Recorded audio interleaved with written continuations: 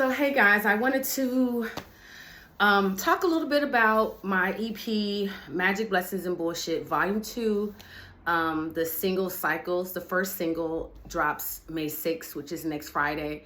And although I've posted, I'm not sure if I have posted enough where I've shared how this even came about, this EP, why I titled the album, the EP, Magic, Blessings, and Bullshit, and I spell magic with the CK. There's a distinction between the C and the CK. So before I go into that, I've not put out music in umpteen years. It's been a very, very, very long time. I've had so much happen in this window of time.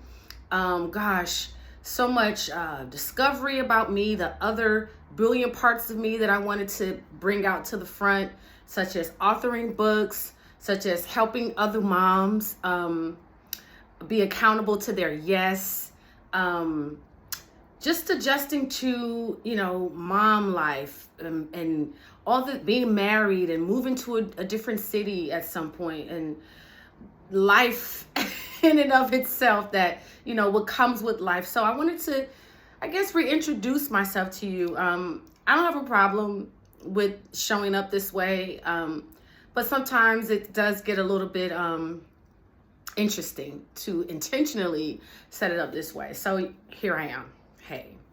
So I'm Tori Alamaze, and most of you may know me as the person who came out with this major song called Don't Ya.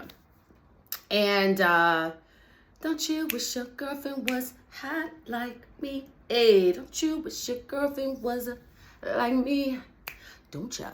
So, you had a whole about 12 girls, I'm exaggerating, 9 girls, I'm gonna exaggerate again, that came out with the song again, and it really took off. And they had the label support, all the label politics that come into play, the usual, blah, blah, blah, blah, blah, blah, blah, blah. And I thought that would be my single introduction to you guys into the world, and it made it into the movies. It was in Movie Beauty Shop twice because Queen Latifah wanted it in there, my version. So I really thought that was like, my wings. I'm just getting ready to fly and go, and my dreams. And then clip, clip, clip, clip, clip. That happened, right? Enough to, send you down into the deep, dark abyss. At the time, I did the best that I could with the resources that I had, I had to do an entire new album that CeeLo and I created together. And I would have to say that CeeLo and I worked very well together. Very well together. It's like husband and wife in the studio. And he's absolutely magnificently genius with his skill set in terms of music, his ear, his writing, melodies, all the above. So, and he helped me to define and figure out my sound as well. So kudos to him for that. But the hardest part was to accept the fact that I was going to have to recreate, start over, deal with my feelings, lots of feelings, not so good feelings either, deal with those things and give it a go again. And I never stopped writing. I never stopped recording as much as I could. And in the meantime, I also wanted to become a mom. I had met someone fantastic that I wanted to share my life with and make babies with. And I got pregnant and was losing babies. I have to acknowledge the children who were lost by incompetent cervix. So 1 in 10 moms lose babies by incompetent cervix or IC. And I want to acknowledge you. And I always call my children's names because they're real people. And so my first son was born in 2007. That was Issa. My beautiful baby girl and boy twins born 2011, Azza and Solomon. Just have to acknowledge that. And so I had to deal with that, go through that, all the things and the feelings that comes with that. And you also change. You have to develop a new normal. You're no longer the person you were before that, right? So you have to reintroduce yourself to or get to know the new self. And so I've been spending this time getting to know the new Tori. I've authored 2 books that I'm absolutely proud of. I have schools in California and in Texas that order the books in bulk and use them as teaching tools for the school. So I'm so proud of that as well.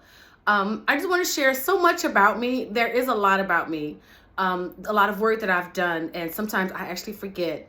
But, and I don't want to use up a lot of this time to go into that, but I just wanted to reintroduce Tori Alamaze today, the new me. So in 2020, I actually was upset, as most of us were, with the world and the civil unrest and injustice and all the things that was happening, particularly in 2020 and on. And so I was inspired to, because I was very angry, along with the rest of us, about the injustice, particularly with the music industry and Black artists and the unfairness and inequality. And Spirit, the obedience to Spirit, told me to make a phone call. And that phone call led to writing a letter and communications with high-level CEOs and executives and people who can actually say yes or no in the music industry.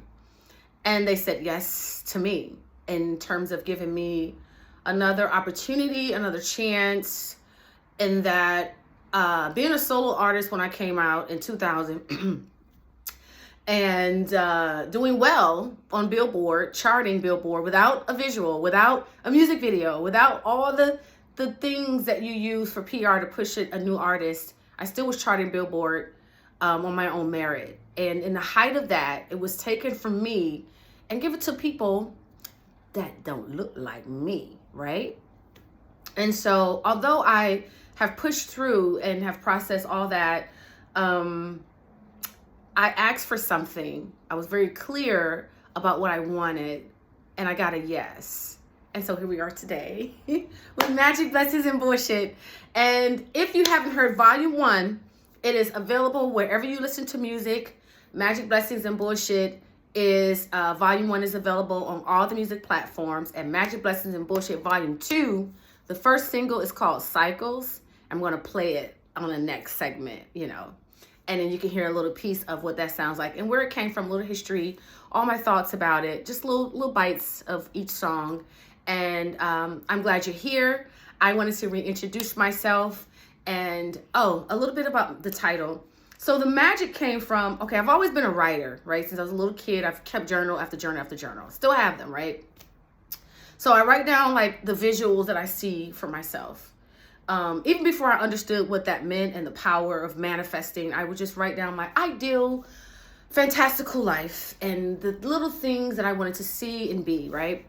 So years ago, I wrote out like my publishing name. I wrote out the artists I wanted to write for. I wrote out the executives who were going to help me make this happen. And fast forward 2020, it actually happened. The actual executives that helped me, I wrote it down.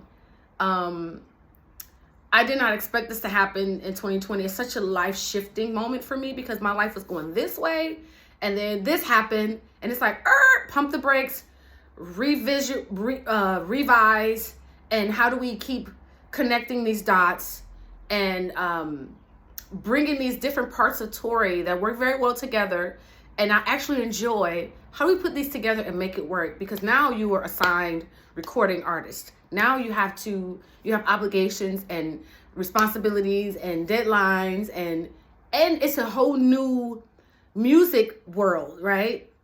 It isn't the same. So you have to be like water. You have to be able to bend and to learn quickly and to figure the things out, and even to accept the fear that comes along and the frustration, and even a little bit of imposter syndrome has come up and has creeped up in there from time to time. Can I do this? I'm a mom. I love being a mom. Oh gosh, all the things, right? All the things. And so here we are today. I'm here. I'm very proud of myself. I feel the tears coming, so I'm going to stop because I'm really proud of myself. I've come a long way and I'm here. So thank you for being here.